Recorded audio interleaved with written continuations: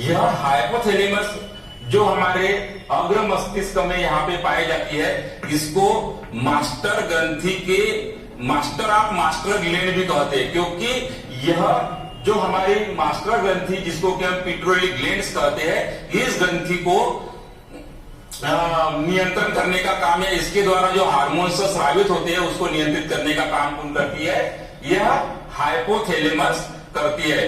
तो हाइपोथैलेमस का काम क्या है? यह पिट्यूटरी ग्लैंड्स के द्वारा जो हार्मोन्स स्रावित होते हैं उस पे इसका नियंत्रण। देखिए किस प्रकार से सिस्टम बना हुआ है कि जो मास्टर ग्रंथि है उसके भी ऊपर एक मास्टर ग्रंथि है, इसलिए इसको मास्टर ग्रंथि नहीं बल्कि मास्टर ऑफ मास्टर ग्लैंड्स भी कहते हैं, क्योंकि ग्रंथि के मास्टर ग्रंथि के ऊपर यह नियंत्रण करती है, इसलिए इसको मास्टर ऑफ मास्टर ग्लैंड्स कहते हैं। और इसका प्रमुख काम क्या होता है? जो पिट्यूटरी ग्लैंड्स के द्वारा जो हार्मोन्स स्रावित होते हैं इसका नियंत्रण यह करती है। अब सेकेंड मोस्ट इंपॉर्टेंट जो ग्रंथि है जिसको कि हम पिट्यूटरी ग्लैंड्स या मास्टर ग्लैंड कहते हैं, यह भी जो अग्र मस्तिष्क होता है, यहाँ पे जो हाइपोथैलेमस के नीचे में यह मस्तिष्क के अग्र मस्तिष्क में यह स्थित होती है और यह एक मटर के दाने के समान इसकी संरचना होती है और एक व्रंत के द्वारा यह हाइपोथैलेमस से यह जुड़ी होती है और सेला टेरिका टर्स बोलते हैं। जो इसमें स्टाल्क या जो व्रंत होता है उसको सेला टर्सिका नामक ग्रंथि या सेला टर्सिका नामक जो स्टाल्क होता है यहाँ पे यह उसमें बंद रहती है। और इसके जो प्रमुख काम होते हैं, इसके दो भाग होते हैं, एक एंटेरियर लोब और एक पोस्टेरियर लोब। तो एंटेरियर लोब से काफी सारे हमारे जीवन उपयोगी काफी हार्मोन्स इससे स्रावित होते हैं। जैसे एक हार्मोन्स जो इसके है यह वृद्धि हार्मोन्स, इससे प्रमुख हार्मोन्स है वृद्धि हार्मोन्स। वृद्धि हार्मोन्स, यह वृद्धि हार्मोन्स क्या करता है? आपने देखा होगा कि कुछ बच्चे बौने रह जाते हैं, तो वह बौने क्यों रह जाते हैं? क्योंकि जो वृद्धि हार्मोन्स होते हैं वह उनमें कम स्रावित होते हैं।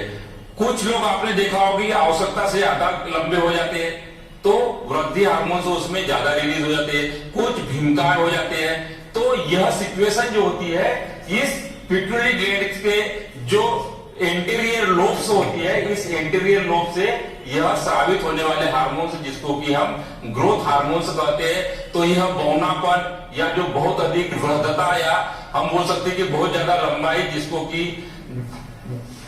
जिसको हम वृद्धता या बहुत ज्यादा लंबा हम इसको कह सकते हैं। अब हम देखते हैं थायराइड ग्रंथि।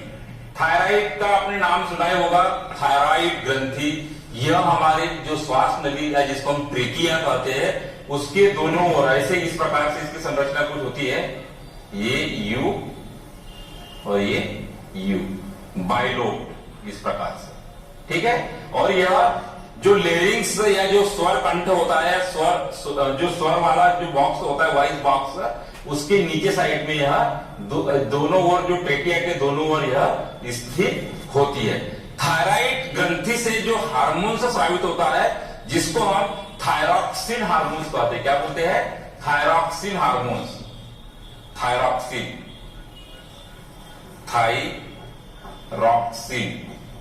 थायरॉक्सिन हार्मोन्स का स्रावन होता है और यह हार्मोन्स जो होता है यह हमारे शरीर में विभिन्न प्रकार की जो मेटाबॉलिक एक्टिविटी होती है इसको यह नियंत्रित या उपापचय क्रियाओं को यह नियंत्रित करने का भी काम करते हैं। जैसे प्रोटीन, वसा और जो कार्बोहाइड्रेट होता है इसका जो सामान्य या जनरल मेटाबॉलिज्म होता है उसको यह नियंत्रण करने का काम करता है। जो थायरॉक्सिन हार्मोन्स होता है इसमें आयोडीन की मात्रा जो होती है, अर्थात इनके निर्माण में आयोडीन की आवश्यकता होती है। यदि हमारे शरीर में आयोडीन की कमी हो जाती है तो जो थायरॉक्सिन हार्मोन्स होता है इसका बनना कम हो जाता है। तो उस कंडीशन में क्या होता है कि जो थायरॉक्सिन हार्मोन्स होता है वह प्रॉपर या सही मात्रा में स्रावित नहीं होता है। तो आपने एक डिसीज का नाम सुना होगा कि अधिकतर आपको उस एरिया में जो आदिवासी क्षेत्र है वहां पे आपने कुछ ऐसे गले को बढ़ा हुआ देखा होगा। तो वह गला बढ़ता क्यों है? क्योंकि यदि रुधिर में आयोडीन नहीं होगा तो यह जो इसका श्रावण है थायरॉक्सिन हार्मोन का, यह श्रावण रुक जाएगा।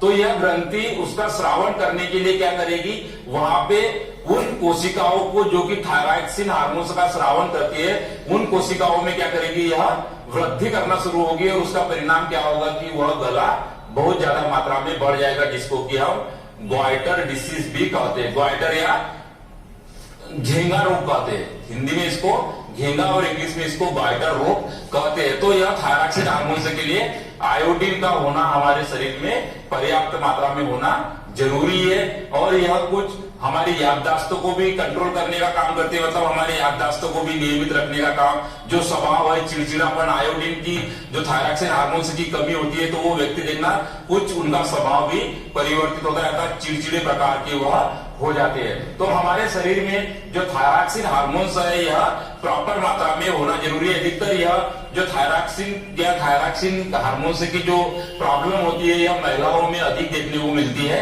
तो यह थायराइड ग्रंथि यहाँ पे यच के आकार की होती है, ये जो से जुड़ी रहती है, इसको इक्थिमस कहते हैं। यह इक्थिमस के द्वारा यह यच के समान आपको दिखाई देती है। किसका आकृति कैसे होती है, इस प्रकार यच के समान। और ये वाला जो स्टाल्क होता है, इसको इक्थिमस कहते हैं। तो हमें सरकार ने भी, आपने देखा होगा कि आजकल नमक के पैकेट में कंपलसरी कर दिया है कि उनके नमक में नमक जो होगा वह आयोडीन युक्त होना चाहिए, आयोडाइज्ड साल्ट हम जिसको कहते हैं।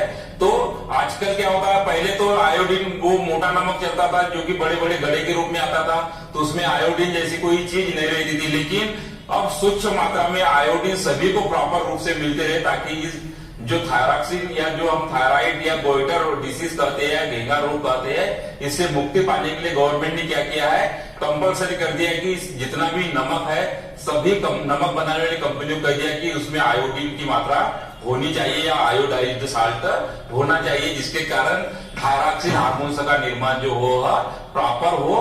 तो इस प्रकार से यह थायरॉक्सिन हार्मोन का श्रावण प्रॉपर हो जाता है और यह हमारे शरीर की विभिन्न प्रकार की कुछ मेटाबॉलिक एक्टिविटी को भी नियंत्रित करने का काम करता है। यदि थायरॉक्सिन हार्मोन का प्रॉपर स्राव नहीं होता है, तो जो फीमेल होती है, इसमें जो कुछ और भी प्रॉब्लम्स आना शुरू हो जाती है। तो यह इसमें हम ज्यादा डिस्कस नहीं करेंगे।